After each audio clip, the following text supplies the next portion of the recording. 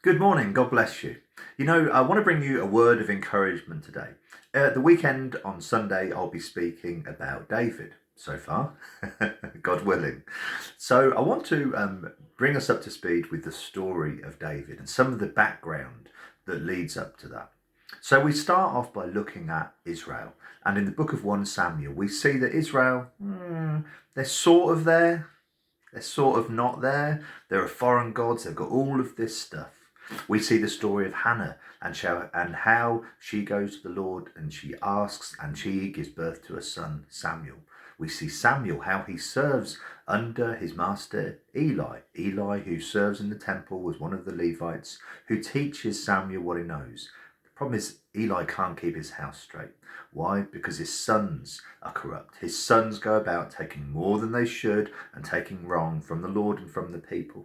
And we see how as the Israelites go up to battle against their arch enemies, the Philistines, how because of the sins of the people, because of the sins of the priests, we see that even though they take the ark of the Lord up against the Philistines, we see that they are defeated by the Philistines. Worse than that, the Philistines capture the ark. They take it back before their own God. They put it in the temple with their own god Dagon.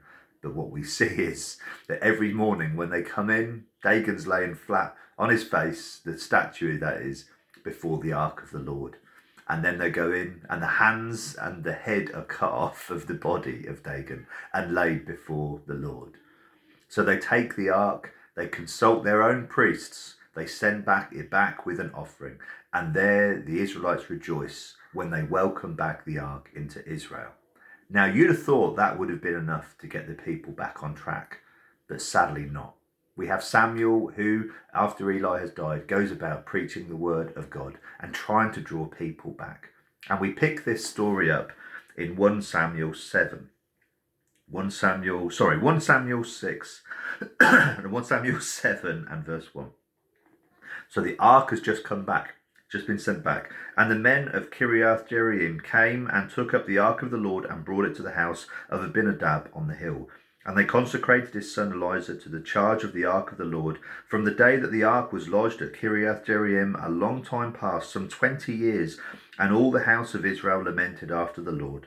And Samuel said to all the house of Israel, if you're returning to the Lord with all your heart, then put away the foreign gods and the Ashtaroth from among you. Direct your heart to the Lord and serve him only, and he will deliver you out of the hand of the Philistines. So the people of Israel put away the Baals and the Ashtaroth, and they served the Lord only. Then Samuel said, gather all Israel at Mizpah, and I will pray to the Lord for you. So they gathered at Mizpah and drew water and poured it out before the Lord and fasted on that day. And they said there, we have sinned against the Lord. And Samuel judged the people of Israel at Mizpah. Now when the Philistines heard that the people of Israel had gathered at Mizpah, the lords of the Philistines went up against Israel. And when the people of Israel heard of it, they were afraid of the Philistines. And the people of Israel said to Samuel, do not cease to cry out to the Lord for us, that he may save us from the hand of the Philistines. So Samuel took a nursing lamb and offered it as a whole burnt offering to the Lord. And the Samuel cried out to the Lord for Israel, and the Lord answered him. As Samuel was offering up the burnt offering, the Philistines drew near to attack Israel, but the Lord thundered with a mighty sound that day against the Philistines, and threw them into confusion, and they were defeated before Israel.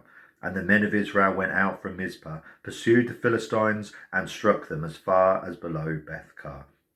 Then Samuel took a stone, set it up between Mizpah and Shen, and said, till now the Lord has helped us. So the Philistines were subdued, and did not again enter the territory of Israel.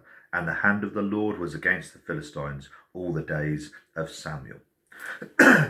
Why do I talk about this story? Well, first off, even though the ark had come back, I'll try and make this quick. Even though the ark had come back, the people still lamented. Oh, we've got the ark back, but we're still not close to God. Well, it's no wonder they shoved the Lord right out of the way of their lives. They kept him at a distance and then moaned and complained and lamented, well, he's not with us. The Lord was with them, but they had chosen to push him away from their lives. It takes Samuel who comes and says, if you're going to draw near to God, you've got to get rid of some of this other stuff. You've got to get rid of the false gods, and you've got to demonstrate to God that you are serious about him. Now, no surprise that as the Israelites tried to draw near to God, the Philistines come attacking back. But it is this time in the battle against the Philistines, that the people haven't relied upon their own strength. They haven't decided to go to battle and then to take God with them. They have turned to God when they are attacked, and they have said, Lord, save us. And they have relied upon God. And God thundered, throws the Philistines into disarray, and for the first time, the Israelites defeat the Philistines.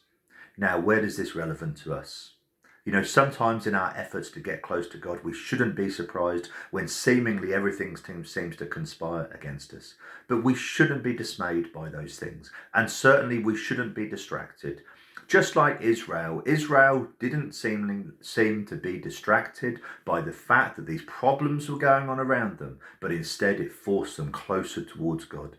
And they said, you know what, even though this stuff is going on around them, we're not going to pay attention to all this stuff. And the same for us. By all means, we have things in our lives that we need to pay attention to. But those things, those troubles, those problems in our life should drive us closer to God and not further away.